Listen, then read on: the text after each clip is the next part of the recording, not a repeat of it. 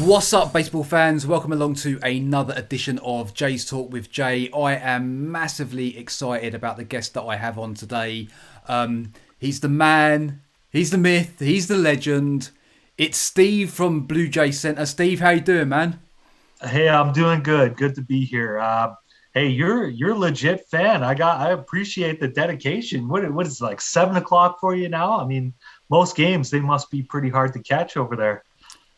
Yeah, it's been tough. It's not been too bad. It's not been too bad recently.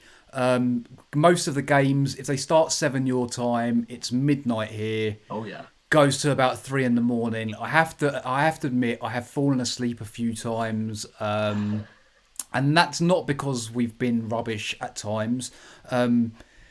It's just the way it is now. My hours used to be totally different. So it used to be no problem. I would literally watch every game. Now it's a little bit tougher. I can't wait till we play West Coast when they start at 3 a.m. in the Oh, morning. you're gonna love that. Yeah. But hey, those bats they can put you to sleep too at some points. Been a little bit cold to start the year. The bats have been asleep. I have to say, I'm quite surprised as well. I didn't think that would be the case. I think everyone was looking at it being the other way around. The bats would hit 8, 9 runs, but we would give up maybe 10, 11 runs. It's not been the case at all. I think that was Ross Atkins' plan going into the year. You know, they kind of didn't spend really on the rotation and just kind of expected the bats to just pummel everybody to death. And hasn't worked out that way yet, but I'm hoping that they start to get going. I know Lourdes Gurriel, he's going to get going at some point. I'm not worried about him. Biggio, he's going to get going. And then, of course, we're getting some reinforcements in the next couple of days. So, Springer and Teo hopefully feeling healthy. So we'll start beating the shit out of some people. It's been a strange start to the season, and yet we're only one game of 500. So to me, that could only be a positive. Oh, the bullpen has really, their back must hurt from carrying us so much. And then we've gotten some good starts out of Steven Matz. Robbie Ray's looking pretty good in the early going. And of course, Ryu, he's an artist, right? So hopefully his glute is loosening up. You were slightly concerned yesterday Oh, after the yeah. game. The music. Now I was going to play some music to start this off. To think, like, there's two DJs in the room now. Two. We can do this. We can go back to back. Oh, my DJ skills end at me pressing play and pause and that. But no, you're legit. But you get it on the money though. Like I have to say, when Ryu went out yesterday, I was like, oh shit. And I haven't been swearing much on these podcasts. Oh, sorry. But yesterday, but yeah, and it's fine. But yesterday, I was like, oh no, this this isn't good. With his injury history too, that's what I'm most concerned about. Is that he's had this injury before and he's had extended stints on the IL. So, I mean, after the game, he was saying, hey, I'm going to prepare for my next start like it's business as usual. And hopefully that's a good sign that it's not very serious and he won't miss any time. Yeah, it does look that way. He says he's preparing for his next start. So hopefully, fingers crossed, it's just he pulled something sitting down on his ass. Who knows? Who knows? You got to bubble wrap some of these guys because it's the same thing with Springer. He hurt his oblique and then his quad. And I just want to bubble wrap him, put him out on the field. No, but the Springer thing for me, until he actually plays, I'm nervous. I'm going to be honest. I'm nervous. I'm just like, have we been sold a dud? Oh, hey, I'm hoping not for sure, but Wouldn't be the first time. exactly. So hopefully we'll see him on Tuesday, and he comes as advertised. Hopefully. What's your take on the series against the Rays? Like we never do particularly well against them, so to come away with another series win against division rivals is huge, right? Yeah, I thought we were going to beat up on the likes of the Rangers and the Royals and that sort of thing. So to see us come away with, well, I think we're 7-4 against division rivals now. We split with the Red Sox, and we've taken 2 from the Yankees, and now they should burn Tropicana Field to the ground. I hate playing there. We never get out of there looking pretty. So to come away with 2 out of 3, and we got one against the guy I definitely didn't think we were going to get one against, Tyler Glasnow. So yeah, it's very interesting that we're doing so well against the division rivals, which is what we want. But we got to start beating up some of these bottom feeders as well too. Yeah, it doesn't look like that's going to happen for a while because it doesn't look like we really face anyone for a Tough schedule. good couple of weeks at Oh least. yeah, I don't think it's till early June that we start to see some breaks here. But yeah, we've got some tough guys coming up. I know we got Mad Max and the Nationals this week, and then the Atlanta Braves. You know, they're kind of off to a middling start, similar to us. But I expect them to do great things too. You know, the cream always rises to the top, is what I say. So Yeah, which is why I'm so concerned that the Yankees, even though they haven't played well, they're still hanging in there. oh yeah, And at some point they're going to go on a run, right? So we have to make sure. Look, we're not going to win every series. I think that's obvious.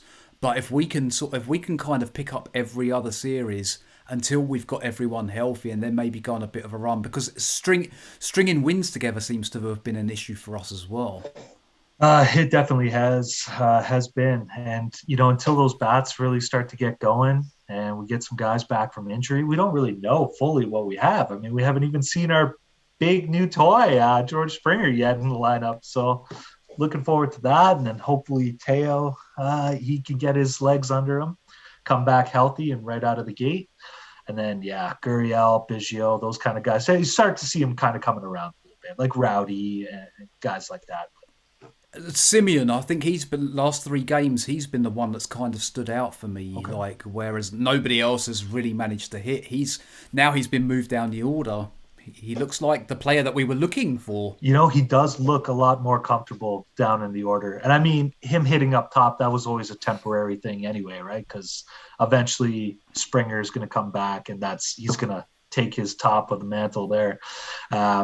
Which is odd to me too, because you figure Springer would want to be one of those middle of the order threats. I kind of see him as a 2 to 4 guy, and then Yeah, but agreed. apparently he feels most comfortable up top. So I mean, hey, you paid the guy 150 mil, you let him hit where he wants to hit, right?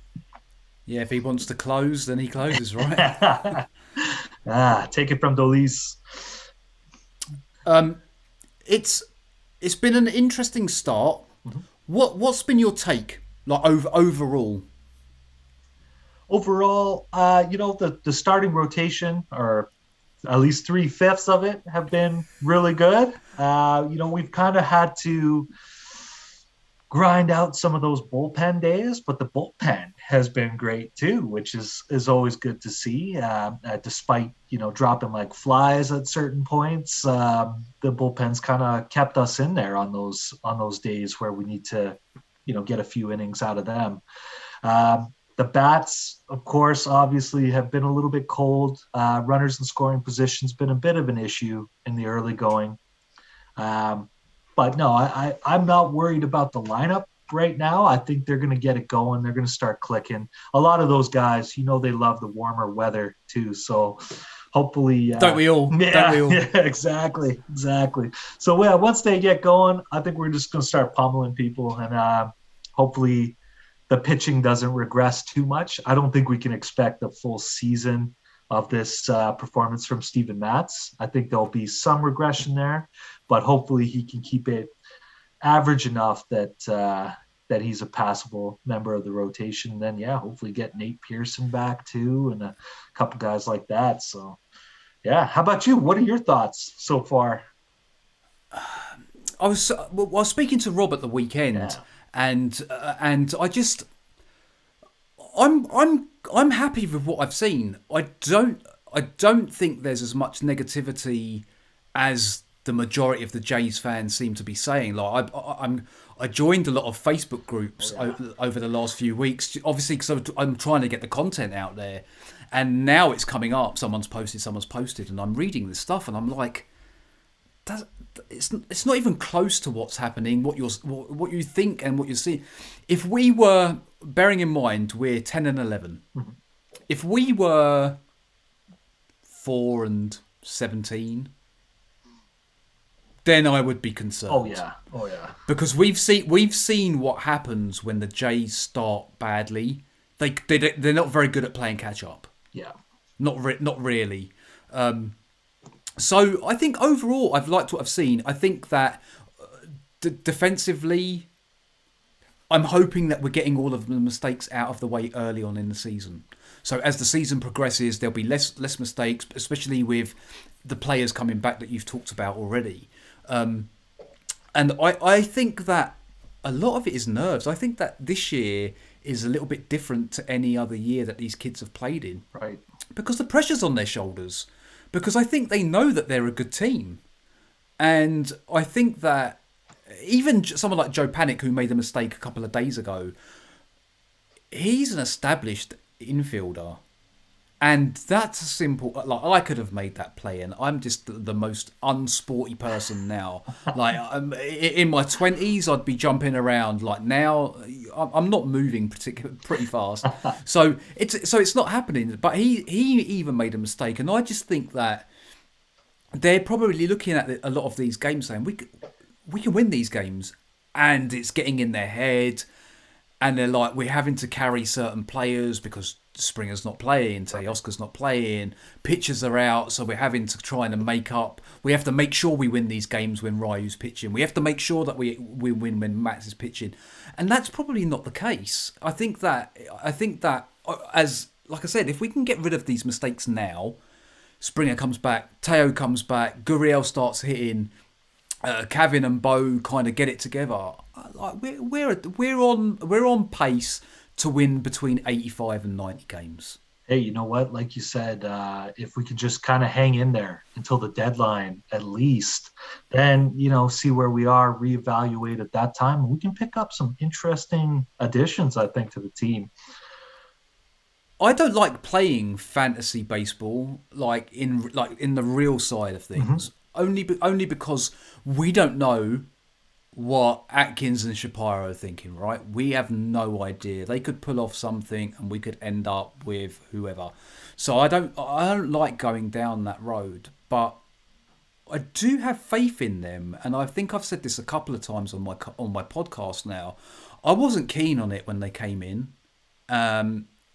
Obviously, we're coming off the back of what happened in 2015, 2016. So them coming in, you're like, oh man, this is all going to fall to pieces. And it kind of did. But it didn't, if that makes sense. Because obviously they've had a long-term game. They've got us to where we are now. And I've got to be honest, at the beginning of the season, I was like, man, we're going to compete. I'm with you on that one too. When they first came in, I was a little skeptical as well because I was such a big Alex Anthopoulos fan too, and I thought it was kind of a slight to him.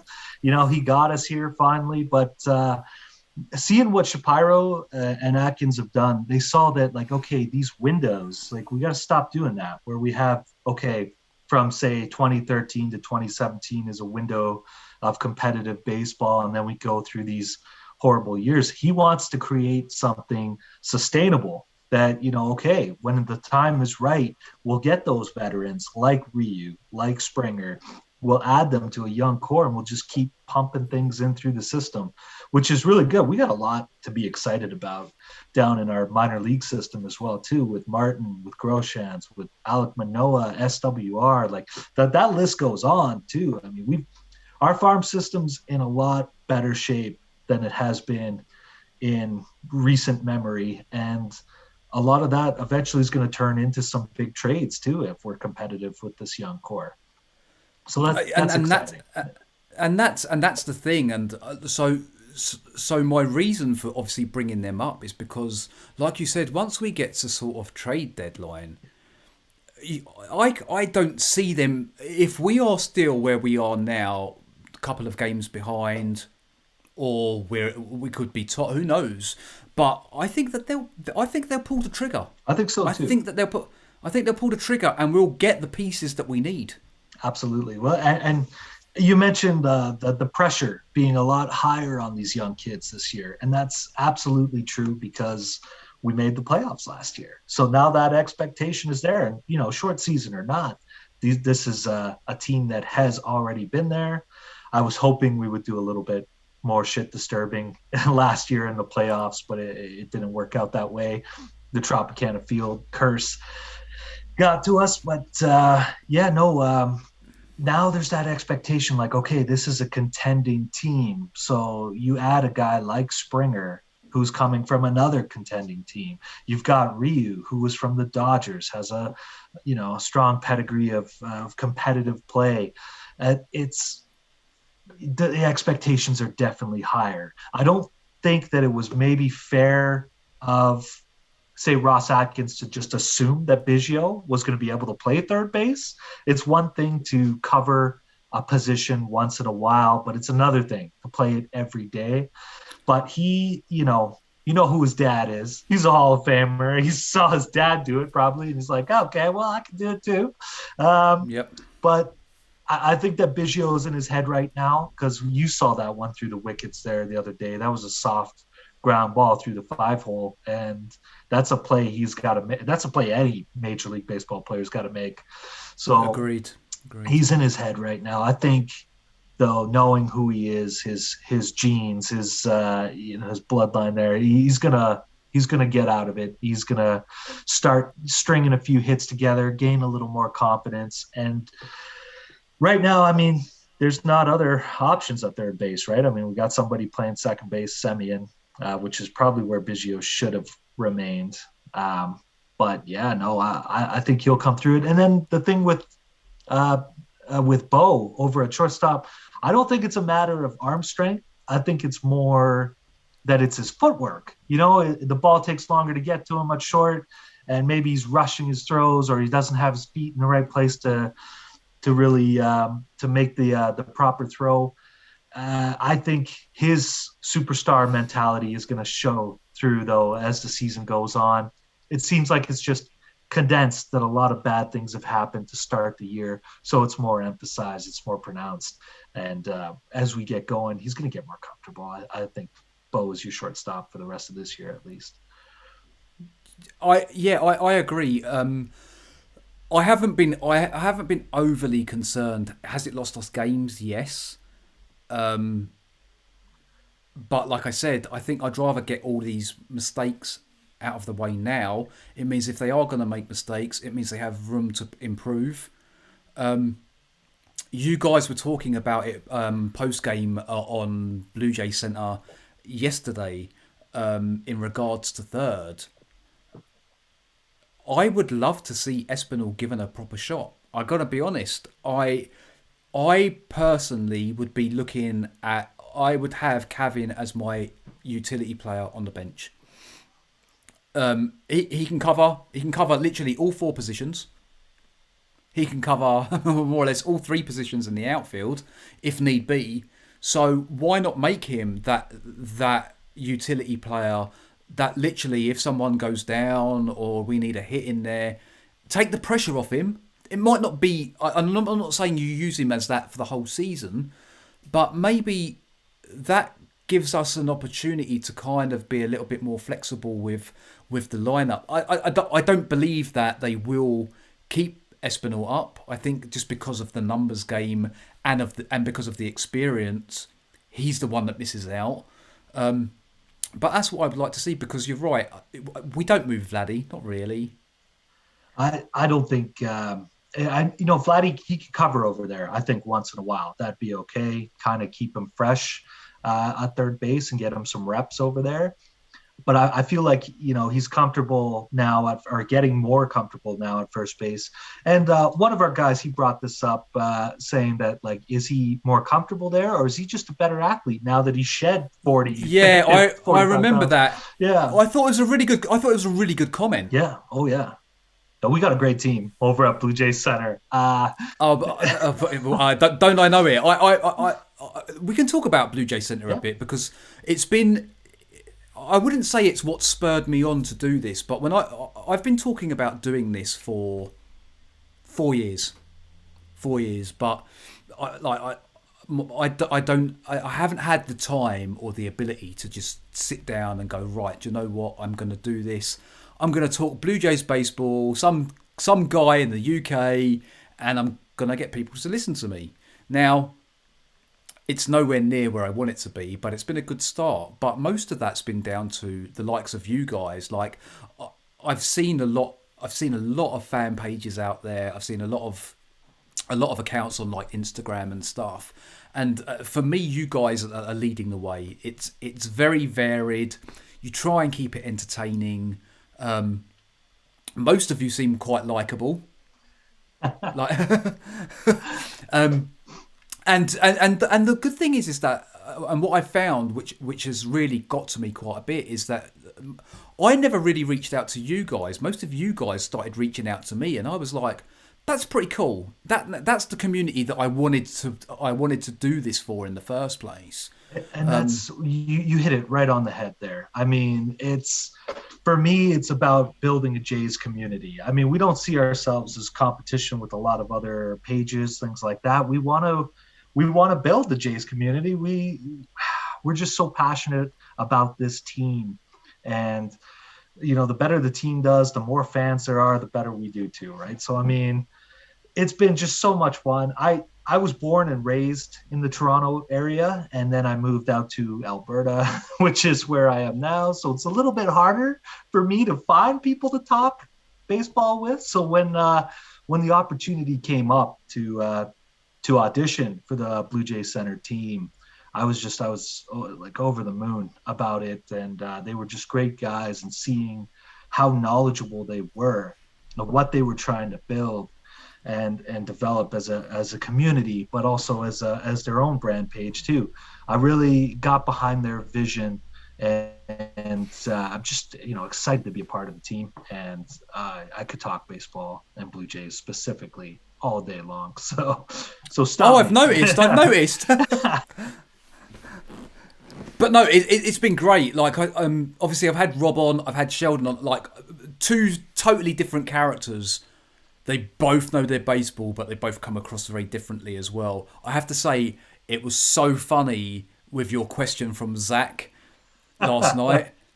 I've actually got Sheldon coming on Thursday again, and I'm trying to get Zach on it as well at the same time. Oh man, clash of the Yeah, so we'll do the 12-year-old kid versus the 55-year-old man. I know he's not 55, but and it's in general it's been good. Like I've really enjoyed it so far. It's hard work, but slowly it's building, and there's so much to talk about. And obviously the biggest thing has for me it's been two things. In fact, three. One, it's been when Springer going to play. That seems to have been the question. Your hair looks fine, by the way. Oh, thank you. I had a little thing going on here. I don't know what it was. Yeah. So the biggest question is when Springer going to play? Right. Like until it happens, I'm trying not to talk about him now because I'm just like, please don't be cursed. The second thing is how the hell Toronto Blue Jays fans can be so negative. Like I said, one game of 500 people. It's not a bad thing. It's a long season. Yeah, we're in our fifth week or something, like 5 weeks or 6 weeks. Yeah. It's like 21 games, right? So yeah, it's such a small sample size, and I just wish that everyone could see it for what it is, because let's say by the end of June, let's say we're just over 500, which is where we should be. Yeah, so maybe we're sort of 25 and 22, or maybe 30 and 27. That's doing what we should be doing, and then the push will come after the trade deadline when we maybe add a piece here and a piece there. My only concern on that would be how many pieces are we going to have to add to the rotation if they keep going down? That's definitely. There's some interesting rental options out there, but then again, right now it's hard to gauge who's going to be available because at the start of the year, everyone's in a contender. Everyone's still competing, right? Exactly. And so it's hard to say. My only thing is like I don't want them to give up too much for too many rentals. For me, if you're going to go for a rental for third base and you're going to go for a starting pitcher, that's it. Yeah. That has to be the cut. Some relief help as well too, if there's something attractive. But for minor pieces, I just don't. I don't think we should be giving up more of that, because the reality is, we will get someone next season. Right. Yeah. It's a good free agent crop for sure. And so it's gonna happen. So I think that's the main thing. I've got a lot of faith in. I've got a lot of faith in the team. Like the one person that stood out for me this season so far, forget Vladdy. I think everyone knows that Vladdy, it was coming, yeah? It was coming. The eruption. Yeah. It is Randall. I think that he's impressed me. I've got to be honest. Like he looked like he was the odd man out. And I think I've spoken about this before, maybe with Sheldon. But he's come in and I think he's done more than he had to prove that he should stay around. I agree with you. I do caution, though, with Randall Grichuk, because we've seen very hot streaks from Grichuk before, and they can last 2-3 weeks sometimes, but then just as polarizing, he can go on those ice cold streaks, similar to what Jansen's in right now, where he doesn't get a hit for a long time, or he can't buy a hit, right? But with Grichuk, I think he's hungry. Oh, sorry. Go on. He's hungry. He knew he was the odd man out. You brought in a big, expensive free agent addition. Teoscar Hernandez coming off a Silver Slugger year as well. And Gurriel, everyone expects Gurriel to be a well-rounded player. So, yeah, he was kind of that odd man out. And I think it really motivated him. It lit a fire under him. And he's trying to show us now that, hey, I belong on that lineup card every day, even after those guys get back, which I think, could impact Rowdy. It'll probably end up with Teoscar at DH and Grichuk in right field. Yeah. What's been most impressive, though, is that normally during his streaks, it's mainly been power. Yeah. But not so much this year. It seems like he's thinking a bit more, right? Which is resulting in hits on a more regular basis. So I think with him's good. You touched on Gurriel. Gurriel's frustrating, man, because I tell you, he seems. We know he's got the talent, but the problem is it takes him 6 weeks to 2 months to get warmed up. Yeah, he's always off to. It seems like some slow starts. We saw it in 2019 as well too. He was still an infielder back then. But he had to get sent down. And when he came back up as an outfielder, he was just red hot the rest of the season. So hopefully, he's one of those guys where the warmer weather will start to bring out some better play. But for him, I feel like it'll just take a couple of good games strung together, and then he'll start just lacing the ball. I've asked this to literally everyone that's been on, but how good has Steven Matz been? I think he's been Cy Young candidate good. But you're concerned that that's not going to last. So how good do you think he's really been? Well, I would agree with you. If the season was to end today, he'd be up, in the conversation for Cy Young. But of course, it's 162, and I feel like he does have that prospect pedigree. He was a well-regarded prospect coming out of the Mets system, and he was kind of talked in that same breath as maybe not at the elite echelon of like the Noah Syndergaard or what's the Dark Knight there. He just had an epic collapse. I think he's with the Tigers now. I can't remember his name off the top of my head. But he was as part of that young rotation that was coming up with the Mets. He was supposed to be pretty decent starting option, maybe a middle of the rotation guy. But I think we're going to see some regression. He's gonna get hit around at some times, but some guys just put it together. I mean, you were talking about Randall Grichuk too. Like maybe he's just starting to figure it out. He's gone to a new team now. and maybe he's taken what he's learned, his mistakes from the past. And some guys, they just mature to that point where that. Like, let's take a look. Edwin Encarnacion as an example, or even Jose Batista, two names that Blue Jays fans absolutely love. They were kicking it around for a long time. Like Edwin was. I remember when Edwin got DFA'd, and he was playing third base at the time, and he was he was Kevin Biggio. Yeah, but basically in the field, but he couldn't even hit. We had a hard nickname for him. It was E5.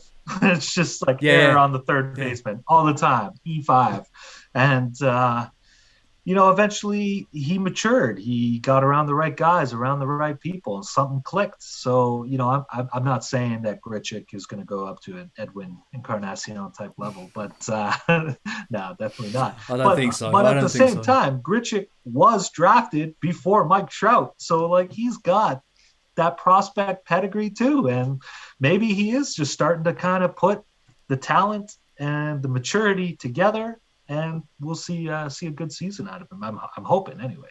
It's a good problem to have. Do you think, and we have to make this one quick, okay. I don't want to go on it too long. Do you think Pete Walker is the best pitching coach in the majors?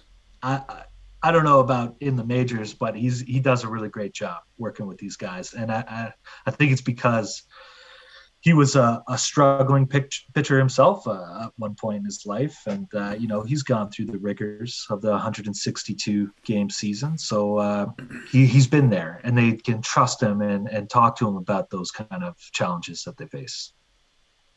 Yeah, there's something about him. I don't know what it is. He just, I think he knows how to get the best out of him, which is why the whole Tanner Rourke thing for me is done and dusted. Because if he ain't going to get him to be able to pitch well, then nobody is, right? We try not to mention that name around Blue Jays Center too often, but no. I feel like going into the season, I was thinking that Tanner Rourke was going to be a bigger part of this team because we're coming off a shortened season, because we have a lot of younger guys. I was hoping that early in the season, if we could at least have Tanner tread water until we could upgrade over him. But yeah, we all saw what happened in his Rangers start. He wasn't hitting his spots at all. He was leaving things center cut. Is he even back with the team? I think Ty Tice is up while he's on a family emergency. Yeah, bereavement. Something like that. But we'll see. I think, Tanner's probably still got another month before they look at cutting him loose, whatever the 12 million, right? I don't care what they do with him. Yeah. They can. I can't remember who it was I said to. They can make him make the sandwiches for everyone for lunch or whatever. I honestly Tanner Roark Catering Co. Isn't it? Yeah, exactly. So I only found out yesterday that you are also Blue Jays Retro. I am. Now, yeah. So I actually thought I was speaking to two different people. I thought I was speaking to you, and it was only and something made me think this is the same person. And I asked Sheldon yesterday, and then Sheldon was like, "It's Steve," and I was like, "Oh man, what an idiot!" Hey, I tricked Sheldon too that way too, because we had both been named as analysts or contributors for Blue Jays Center. So I became friends with all of them on my personal account. And then I was like, you know what? I'm kicking it around here. I might as well start this Blue Jays Retro. I thought it was a decent idea to appeal to some of the Jays fans that have been through a lot. The Carlos Delgado years, all the 90s, the lean years, let's say.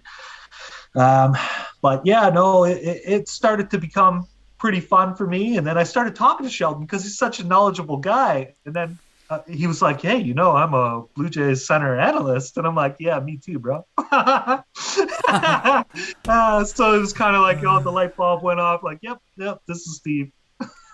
Yeah, so it's not just me that got duped then, really. I feel a bit better now. The retro stuff, it obviously interests me. Like, I know I don't look it, but I'm in my mid-40s. So I've been my backstory, as you've probably seen on other podcasts already, but I've been following the Jays since '86. Good First time. game was at the X. I can turn around and say I went to the X. So there's a lot of these fans now. These kids don't even know what the X is, right? Exactly. They still think that that's Skydome. It's not. And yeah, for me, there's certain little parts like World Series wins, pennant wins. Obviously, playoffs 2015, 2016. You wouldn't believe it, but 2015 was 6 years ago now. I know. Yeah. Like it goes so quickly. But I love going back to like some of the things that I've seen. Like I remember seeing people like Halliday pitch when he just come up. Oh yeah. I remember where I was in that second start that Halliday had, and he had a no-hitter going into the ninth inning. It was 1998. And I think it was like the second last batter, whoever it was, Bobby Higginson, hit a home run into the left field bullpen. And Dave Steed caught it in the bullpen. Steed had made a comeback after 5 years. He retired after 93.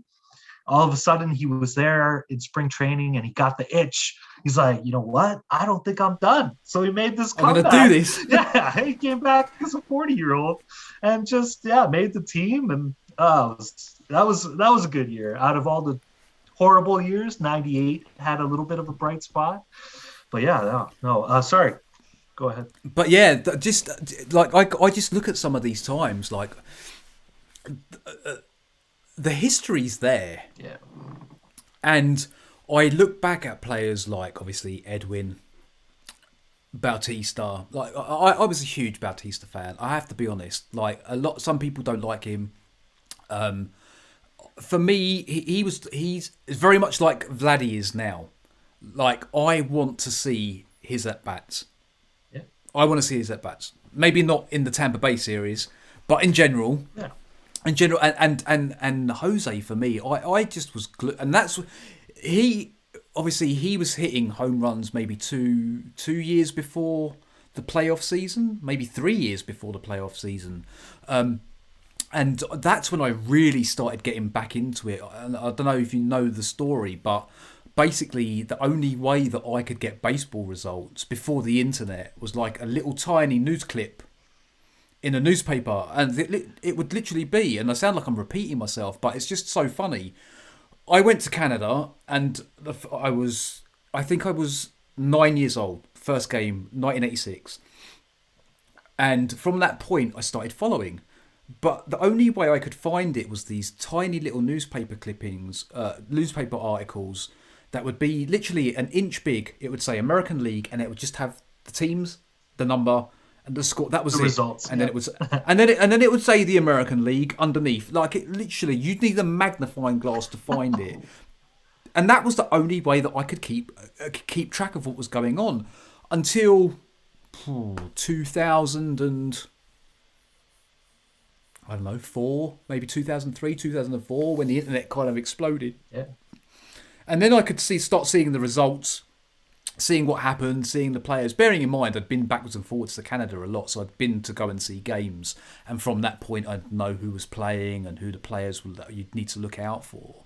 But I just, like, it was just weird for me, like, always trying to keep on top of it without actually even seeing it. So when I did get to see it, I would just go, and I obviously saw Bautista play for the first time. I was like, this guy is like, he's unreal. Unreal. Like him, Alomar is another one. Like, and I was lucky enough to see this guy play, right? Same here. So it's like you look at these players and they're unreal. Like Joe Carr, I love Joe. one of the most famous Jays there is, right? But then even players like Devon White, like I was a big Olerud fan. When he was trying to hit 400 that year, 93. Yeah, that was crazy. Oh yeah. Because. And we haven't seen anything like that. Not even close. Not since then. Not really. No, I don't know if we'll ever have a 400 hitter again. If we were going to have one, I think it would have come last year in the shortened season. But yeah, no, I don't. Yeah, it makes sense. Yeah. Yeah, no. You mentioned, a lot of times at 86. That's a good time to start becoming a Jays fan because they had made it in '85 for the first time, and then '87 we were a juggernaut, and we had that epic collapse at the end of the year to the Detroit Tigers. And then, yeah, '89 was my first gift that I can remember receiving was it was a VHS copy of Sky High, the story of the 1989 Blue Jays. So I don't really remember the '89 season very well, but from 1990 on, I remember almost everything about being a Blue Jays fan. So you've got a VHS tape, and I bet you don't have a VHS player.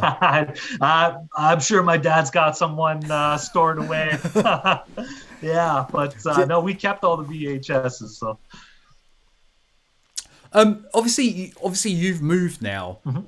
So how often? Obviously, COVID now, but how often can you get to games and stuff? Do you go elsewhere to watch the Jays instead, or do you sort of try and head back to Toronto? So I'm a big, I watch it on Sportsnet all the time now. Through streams or whatever. If I don't pay, don't tell Rogers. But no, tell Rogers. We hate Rogers. Well, as a company, I think that they're like. I talk about that afterwards, but I hate Rogers. Like, not gonna lie. So I'll watch a lot on Sportsnet. Fan 590 back when it was Fan 590 and actually played broadcast. Now it's just, I think, simulcast with the TV broadcast. But and I still made my way back. So I've been to oh my God, I'm triple digits for attending Blue Jays games in my life. Like I used to jump on the GO train, get off at Union, go see the game, meet some friends, or just go by myself or meet my dad, whatever it was. I went to no word of lie, at least 120 games, I think, in my life. What's your favorite, most memorable game that you've been to? It's hard to say. I haven't been for any of those kind of monumental games. I did go to one where they were doing the anniversary of the 92-93 World Series. So all of the alum were there, and they walked down. Oh, wow. They walked down the line, and I was on the I was on the first base line. And I got a selfie with Candy Maldonado, and of course it was like a shitty flip phone at the time. It was like, it wasn't a great, it didn't turn out very well, but yeah, like Devon White was there, and Pat Borders, Todd Stottlemyre, all these kind of guys I grew up and have like their baseball cards, and just to see them and have them be close, it was kind of exciting. But I did see some complete game shutouts on Roy Halladay, but I always felt cheated when I went to a Halladay start because he was so quick. The game was over in no time.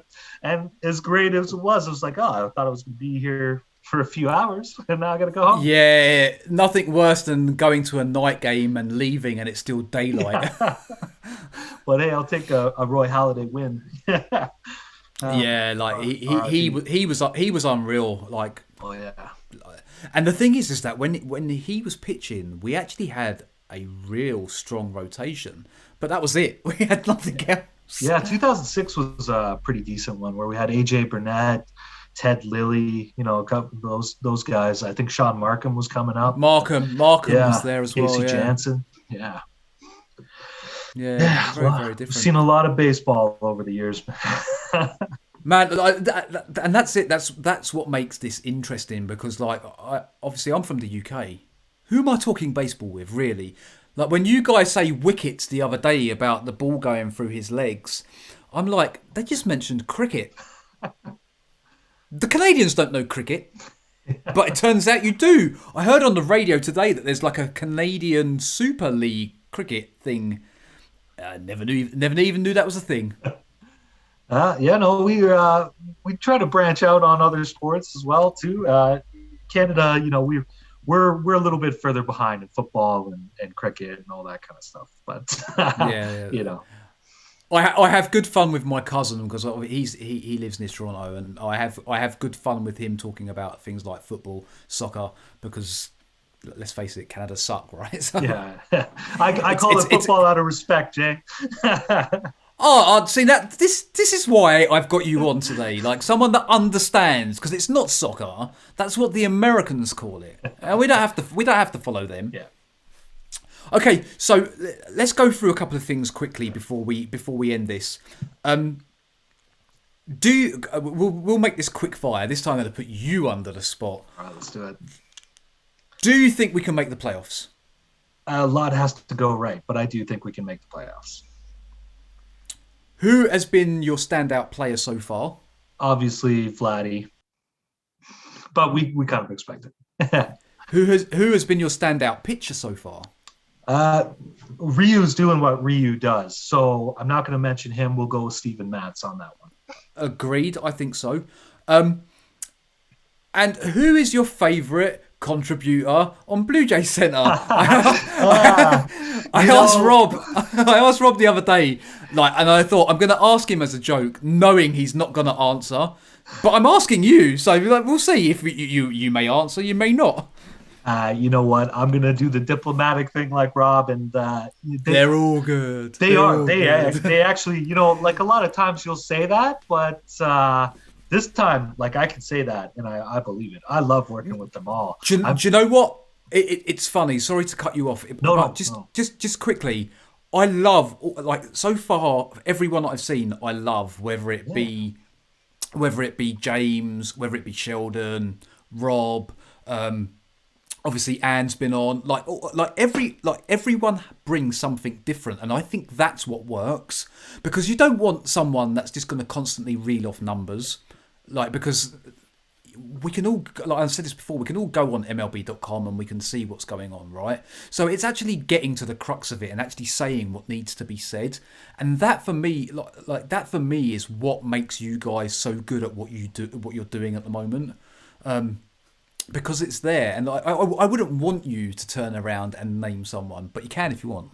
And I think we're just finally now starting to hit our rhythm a little bit too.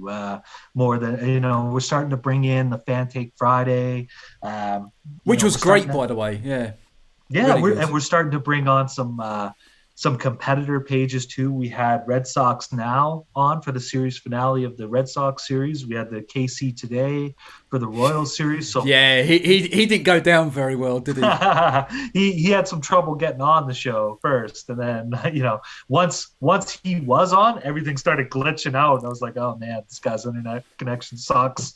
What's going on in Kansas City? But. Yeah, so that one, it didn't work out. He was a great guy to talk to, though, real friendly, and the Red Sox guy was really nice. So we're always looking for new ideas and directions to take the show, which is great, and we're just kind of starting to expand and really kind of build the brand. Yeah, the chat thing on, I think it was Friday. Was it Friday? You did that was a great idea. Yeah. A few people in there, all chatting, some talking rubbish, some speaking sense, but it's good to have somewhere to vent while you're watching the game. Absolutely. For me, that's good. Who am I talking to, the dog or the cat? Because no one else in this house cares about baseball, so it's not happening. I believe you guys have got a special guest on tomorrow. Who have you got? Henderson Alvarez. Oh, my bad. Hopefully that should go. It should be interesting how it goes, because he doesn't speak English, so he's going to have his translator, or we're going to have a translator there for him.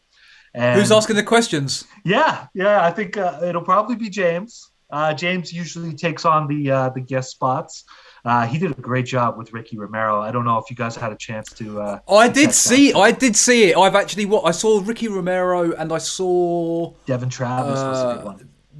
I didn't see that. Who did I see? I saw someone recently.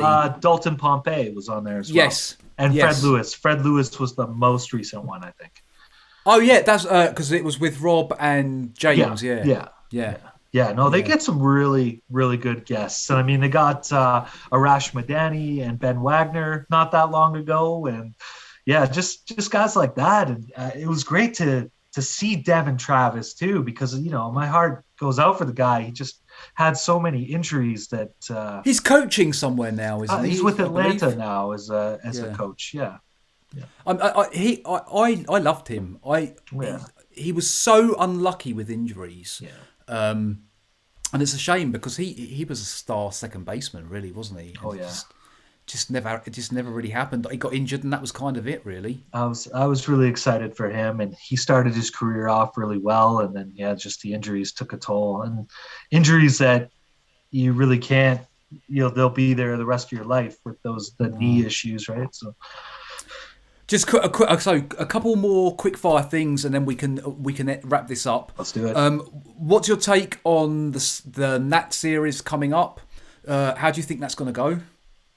Hoping to get out of there with a split. A Mad Max, with the bats as cold as they are, he could really dominate our lineup, especially with the K's. But we thought that with Glasnow, and we thought that with Cole Garrett as well. So who knows what's going to happen there? I'm not gonna say that he will beat us. You got to play all the games. It's more than likely that will happen, but we don't know who's going to be back for us yet, so we'll have to wait and see on that one. And then we play Atlanta. How do you think we'll do against them? I think we'll take. Okay, I'm going to say this. We're going to sweep the Nationals, and then we're going to take 2 out of 3 from the Braves, and this is where the season starts to kick off because Springer's coming back. I think the guys are going to be juiced up, and they're gonna start to bring out the sticks. I like the positivity. I've got to be honest. I actually had us down to sweep Tampa Bay. Okay, all right. I like that. And we were pretty close to doing that. Yeah. We wasted a good start from Ray. Yeah. Well, if it wasn't for a couple of mistakes, we may well have done it. And that's why I'm feeling so positive, because I just looked at it and thought, we got a good chance of taking this series. Yeah. And then we've actually got, and I said, I can't remember who I was on with, might have been Sheldon as well. And I just said, I think we're going to sweep this. And we came close to it, which puts us in good stead. Like you said, it's going to be difficult now for the next couple of weeks. We've got some tough games and tough series coming up. But I think overall, I think we're in a good place. I think we're in a good position. We're waiting. From what I can tell, Springer should be back tomorrow. Let's hope. Teoscar's just behind. They're saying they're giving him time. I'm not being funny. I had COVID. I was back at work. Teoscar, man up, man. Like, seriously. You need to get out there. Start hitting baseballs. I'm not. I was actually out for 3 weeks. Oh, yeah. Gone. I was done. I couldn't move.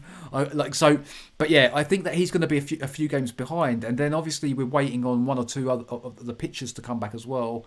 I think that hopefully, come the end of the Atlanta series, we should have a much bigger squad, but it's going to be the same amount of players, but it's going to be a stronger squad, I think. Yeah, a more complete all-around team, I think. Yeah, and I think that once Springer's back, and I think you're right, I think he will be the ignition. He's our big signing, right? I'm hoping he's the ignition. Bo is the clutch, and then Vladdy's the accelerator. And I'm hoping it kind of goes like that. There you go, car analogy, like whatever. But I think that it needs. We've been waiting. It looks like we've been waiting for something because the bats just haven't quite done it. And I think that Springer. Look, I think that's why. I think we brought him in more so to lead off than we did for centre field. If I'm totally honest. Yeah, I think by the end of his deal, he's a corner outfielder / DH. You know, it's most teams were hesitant to go 5 years with him or 6 years with him. So yeah, I think we're going to get 3 years maybe as a center fielder, and that last year of being center field will probably not be a great defensive showing, but eventually he'll move to a corner outfielder. But yeah, no, you're right on. He's the catalyst up top at the beginning of the lineup. He gets it going, and then you got Bo, then you got Vlad. These guys, hopefully get your silver slugger Teo back too, and Gurriel can get going. And yeah, this is a long lineup. This is not an easy lineup for opposing pitchers to face. That's for sure. I think just to wrap things up, I think that if we want to stay on a positive, we've just had a series with Boston that we split, and we've just beat the Tampa Bay Rays. Let's forget the mistakes and everything else. We don't need to talk about that. The reality is, series split against Boston, win against Tampa Bay. I think that we're going in the right direction, and I think for me that's the most important thing. So many players coming back. Spring is nearly here. Let's hope so. I hope he hits the ground running too. Okay, so before we go, do you want to tell everyone where they can find you for some Blue Jays or Blue Jays retro content? Absolutely. Well, hey, I'm one of the they've kind of started to develop my role at Blue Jays Center, so I'm kind of hosting a little bit more now too, and doing some stuff behind the scenes with them, which is great because I mean I can't get enough Blue Jays ever, and to be able to grow or help grow this brand and build the Jays community is just it's been an amazing experience. Love the team over there. So Blue Jay Center, that's where you can find me on most post-game reports. And then Blue Jays Retro, if you're even if you're a younger fan, wants to learn a little history about the Blue Jays, we do some fun fan content over there. We have Management Mondays where you get to pretend you're part of the front office and make the call. And like who you would do, who would you go to in the ninth inning? Where would you bat this guy? That sort of thing. Who would you trade for? And then Tuesday, of course, and you're part of it too. Little rough showing though, Jay. I gotta admit. Last week, I can't remember. I was doing it while I was doing something, and then I thought, should I just stop? And I thought, no, I'll carry on anyway. I don't think I got one right. I think you usually get a few right. Yeah, like I've done okay, but last week I'm gonna blame COVID. Everyone else blames COVID for everything else. Well, last week I had to step it up to try to get Sheldon a few wrong. He was 30 for 30, and then last week he got 7 out of 10. So, he's leading the standings right now with a 37-3 record. But yeah, so to get back to it, Tuesday we have the Blue Jays Retro Trivia League, where we ask a lot of questions about the history of the Blue Jays, things like that. So it's come check it out. We'll do things where we analyze old trades and poll if it's something you would still do. But lots of good content there. But Blue Jays Center, definitely. If you're not following them, what are you doing? Come on. You gotta follow. Yeah, make sure you follow people. So basically, just quickly, so you're basically the Hazel May of Blue Jay Center. Is that what you're saying? The Hazel May? I'm not a sideline reporter. I'm more of, let's say, Jamie Campbell, Sportsnet or Sports Center, or Jay Center. I want to see you in a suit tomorrow night. What is it, tomorrow night? I think I'm with James, Rob, and Mo. So depending who gets the call to host. It's a big one. It's a big one. It's a big one. It's a big one. It's a big one for sure. Like Steve, it has been an absolute pleasure having you on. Like I've been excited. And I have no problem saying it. You are the guest that I wanted on the most so far. Like Sheldon has been great. Rob was amazing at the weekend. We had little Zach on from Jays in the Six the other day. Like and he knows his stuff, man. The kid knows his stuff. But so far, impression-wise, you have definitely made the biggest impression. I don't know if you have the best knowledge. Maybe we'll get a head-to-head going at some point between you and Sheldon. Oh, Sheldon will take it. And Zach, because it seems like Zach managed to stump Sheldon as well. We'll see. But maybe we'll get something going at some point down the line. Maybe like a head-to-head. To head. And but thank you very much for coming on. It has been a pleasure. Guys, make sure you go and follow Steve. Blue Jays Center, Blue Jays Retro. I'm sure he's probably got another 7 accounts somewhere as well. I got to drive up engagement through your burners, right? But no, hey, Jay, thanks for having me. I've been with you from the start as Blue Jays Retro, and then from my personal account as well too. I've always loved the content, and I can feel your pain from the Blue Jays Retro side, that it's a slow process to build up those Instagram follows. But if you keep pumping out this great content, you're up there with some of the better pages for sure. And I appreciate you having me on. Thank you for the kind words. A pleasure. Like it wasn't even a no-brainer. As soon as although I wished I had realised that you were Steve and Blue Jays Retro, I wouldn't have looked so stupid in front of the camera. But hey ho, these things happen. hey, my apologies. We'll have the next Fan Take Friday if you're still awake. Come on the Blue Jays Center postgame. I'm there without doubt. I might wake the wife and the kid up, but I'm there for sure. Right. Steve, thanks. Guys, as always, don't forget, make sure you like and subscribe over on YouTube. If you consume your podcasts on Spotify, Apple Music, whatever you do, however you listen, make sure you like, follow, subscribe, ring bells. I don't know what it is you do. I was hoping to get Steve to dance for TikTok, but we're not doing that yet. But maybe next time. There you go. Look, there you go.